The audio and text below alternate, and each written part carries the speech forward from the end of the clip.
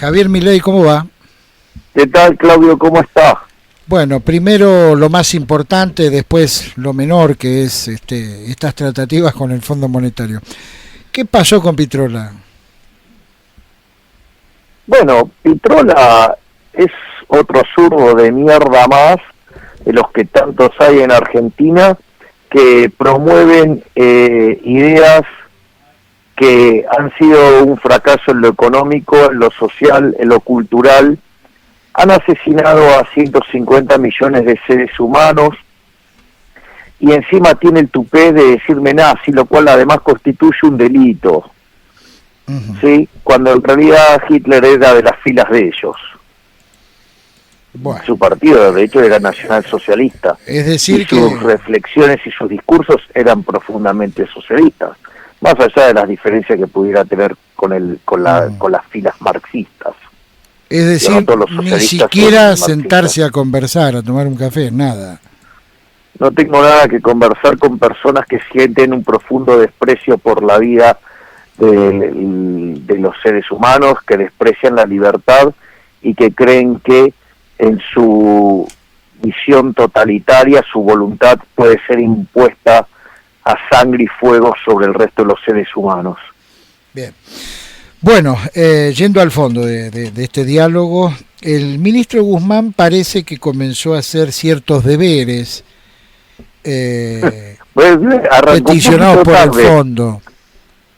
Arrancó un poquito tarde, ¿no? ¿Cómo ve, digamos, proyectando, digamos, las negociaciones, teniendo en cuenta que ya la CGT comenzó a enojarse un poquitito porque parece que hay cosas que se pactaron en su momento que no se van a poder cumplir, ¿no?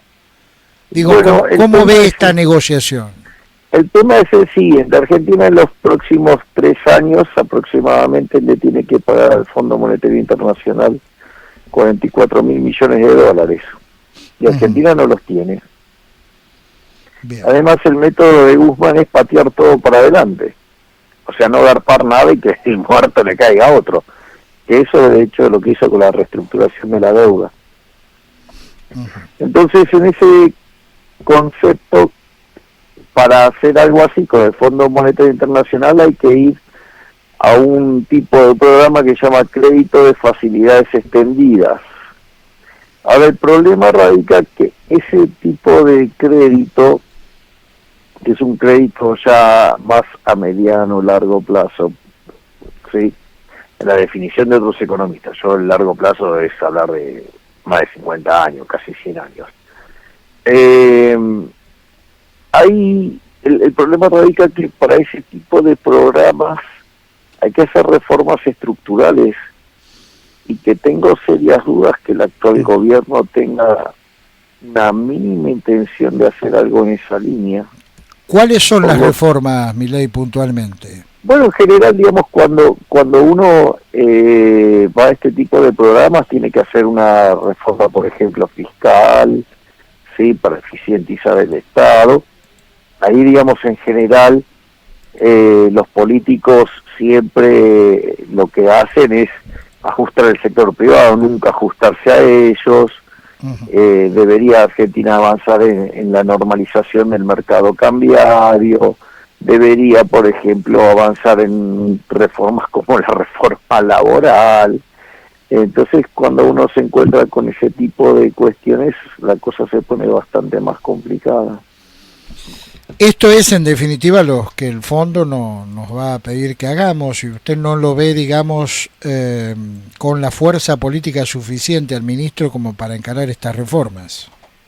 Yo creo que el oficialismo no tiene vocación de poner la economía en orden. O sea, de hecho, el propio imbécil del ministro de Economía cree que el déficit fiscal se baja aumentando el gasto público financiado con emisión monetaria. Entonces, digo, y eso es un disparate no solo desde la teoría económica, sino desde la evidencia empírica, ¿no? O sea, en los últimos 119 años Argentina hizo eso durante 109 y siempre salió mal. Pero, ¿qué es lo más interesante? Que Guzmán al lado de lo que puede proponer el Instituto Patria en su versión moderada, que es Álvarez Agis, o en su versión más extrema, que es Fernando Vallejos, o Heller, parece la ortodoxia misma. O sea, para que veas el nivel de disparate que hay en el Instituto Patria, que es desde donde también lo torpedean. Entonces, la verdad que la situación es bastante compleja. Uh-huh. Y lo único que puede llegar a que esto pueda tener alguna racionalidad es que el kirchnerismo se dé cuenta que si lo sigue torpedeando Alberto Fernández, no hay máximo 2023. Entonces es como que pueden que empiecen a tratar de hacer algo en esa línea. Es decir, si se hunde Alberto, se hunden todos. Y uno tiene la sensación de que sí, porque en realidad uno cada día le queda más claro que Alberto Fernández, o sea, como un presidente débil que es de inicio, está claro que no le quedó otra que recostarse sobre Cristina, y ha tenido que radicalizar sus posiciones y ha generado el desastre que está generando. Cristina ve eso, lo ve con claridad. Lo que pasa es que lo que propone es más nafta al fuego como solución. Uh-huh. Y por eso trató de despegarse, cosa que hizo con la carta, y al mismo tiempo hacerle el abrazo del oso a la oposición y llevarse a todos puestos con ella, ¿no? Bien. Si sale mal. Buen día, Javier, ¿cómo está? Soy Analia. Buen día, ¿cómo estás? Bien. Javier, esto que está pasando con los jubilados, ¿no? Tiene que ver con esta suerte de cuestiones vinculadas con alguna reforma que pide el fondo, o están haciendo esto con los jubilados porque la caja ya no da más. A ver, vamos a ponerlo en términos de coyuntura y en términos de una cuestión de largo plazo, porque es lo que tiene que primar cuando uno mira este tipo de problemas. Argentina tiene un déficit del sistema previsional de 3 puntos del PBI. Por lo tanto, si Argentina, y además es creciente en el tiempo, por lo tanto, si Argentina no arregla ese problema, tiene un problema muy serio. Porque uno no puede vivir con un desequilibrio permanente. El desequilibrio permanente lleva a algún efecto no deseado. O sea, por eso cuando nos endeudamos defaulteamos, por eso cuando lo financiamos con emisión monetaria hacemos explotar la inflación, o digamos con impuestos, digamos, si revienta la presión tributaria, que hace que este país sea imposible y que no se pueda crecer. Ese es el primer punto, con lo cual hay que reformar el sistema previsional porque está quebrado y hay que decírselo a la sociedad. Ahora, primero hay que tener claro el problema de origen. La reforma previsional originalmente en Argentina la hizo Perón, adoptando la idea que había utilizado en la Alemania, que no terminó muy bien, sí, la de Bismarck, sí, que el sistema previsional ofrecía una jubilación a partir de los 65 años, cuando en realidad la expectativa de vida era de 40. O sea, era una estafa, sí, literalmente era una estafa.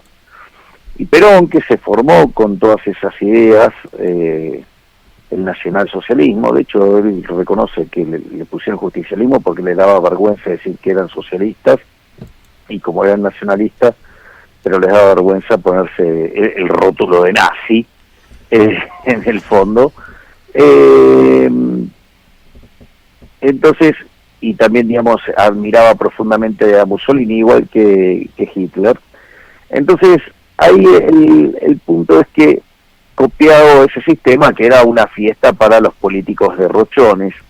Ahora, con lo cual, digamos, el sistema de reparto arrancó como una estafa, los políticos la usaron para estafar a la gente, y no contaron con que el progreso tecnológico iba a permitir que, aplicado a la salud, se extendiera la expectativa de vida, y hoy la gente vive entre 80 y 90 años de expectativa. Entonces, ¿qué pasa? Los sistemas están quebrados. La forma para salir de eso es hacer una reforma del sistema previsional, a un sistema que no quiebre, que es los fondos de pensión. Algo que lo enojó a la mierda humana de Pitrola, que parece que le debe gustar que los sistemas previsionales quiebren y que la gente gane miseria, o le debe gustar que reventemos de presión fiscal y no podamos crecer. Debe ser que de ahí debe estar más cerca su ideal socialista de empobrecernos, pero al margen de eso, porque eso también lo dijo en el tuit esa basura, a ver, el tema entonces, ¿cuál es? Nosotros teníamos, cuando se quebró el sistema, lo privatizamos, ¿sí? Con muchos defectos, pero estaba funcionando. Y si yo no me equivoco, en el 2007, Kirchner lo intenta nacionalizar para apropiarse de las cajas, de los fondos de pensión, o sea, de nuestra plata. Se llama una suerte de referéndum y el 90% de las personas decide quedarse en el sector privado. Como no le gustó el resultado, al otro año con vudú directamente lo estatizó. Bien. Así de una. Le importó un carajo la voluntad de los que queríamos seguir en el sector privado, en el sistema privado. Y bien que castigó a los que tenían cuentas de retiro, ¿no? Porque, o sea, se las especificó y jamás se las ajustó y los empobreció brutalmente, ¿no? O sea, y eso, digamos, o sea, le permitió tener fondos para seguir haciendo desastres en materia de política económica, reventando el sistema, y el sistema lo terminó de ejecutar la bipolar de Tolosa, ¿no? Cuando empezó a dar jubilaciones sin aportes, o sea, casi duplicando la cantidad de jubilados, jubiló 3,5 millones de personas que no habían hecho aportes, y por otra parte puso una fórmula monstruosa, esa que ajustaba por recaudación y por salarios, o sea, la nueva, tan alocada y porque como se mentía la inflación tuvieron que usar esa fórmula, que era tan alocada y tan disparatada que llevó a que pudieran aumentar las jubilaciones aún con el PBI per cápita estancado, lo cual una locura total. Bien. Por lo tanto, digamos, o sea, generaron un desastre, y eso, digamos, lo trató de corregir el macrismo, y terminaron con 14 toneladas de piedras en el Congreso, ¿no? Y ahora, digamos, o sea, es muy loco porque yo no sé por qué, digamos, está planteado como que en realidad quieren ajustar a los jubilados. Yo creo que no, o sea, van a generar un desastre mucho mayor, porque en realidad, si Argentina llegara a rebotar e hiciera una recuperación cíclica, ¿sí? Pensemos que Argentina este año va a estar cayendo cerca del 12%, viene de 2 años seguidos de caída. Argentina, si en condiciones normales, de un país normal, si empezara a hacer bien las cosas, tendría una recuperación cíclica. En esa recuperación cíclica la recaudación crece más que proporcionalmente respecto al PBI, y los salarios también. O sea, con lo cual, digamos, se genera un aumento de la recaudación real y un aumento, digamos, del salario real. Por lo tanto, digamos, las cuentas del fisco explotarían. Es decir, entonces, la realidad, yo no creo que el gobierno esté pensando en usar eso como un mecanismo para ajustar a los jubilados, sino que todo lo contrario, creo que lo está utilizando para inyectarle más plata, y esto tiene consecuencias muy graves, no solo porque va a derivar en una mayor presión fiscal para financiar este desbalance o un aumento del impuesto inflacionario generando un desastre, sino que es grave porque se consume el ahorro, ¿no? Porque redistribuye ingresos desde la población activa hacia los jubilados, cuando los jubilados, o sea, es un grupo, digamos, que no ahorra, porque el ahorro que es el consumo futuro, digamos, ¿qué futuro que va a ahorrar un jubilado?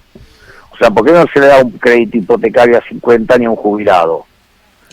Porque no va a estar vivo, claro, o sea, por más duro que suene el término, pero en general la gente no vive 115 años, ¿ok? Bien. Entonces, ¿cuál es el problema? El problema radica en que se va a estar destrozando el ahorro, va a haber menos inversión y habrá menos crecimiento, por lo tanto el daño que se está haciendo es enorme. Milei, como siempre, gracias, que tenga un buen jueves por delante, ¿eh? Gracias igualmente, ha sido un placer enorme hablar con usted, Claudio, y su contraparte femenina. Que siga usted muy bien, que tenga una buena jornada.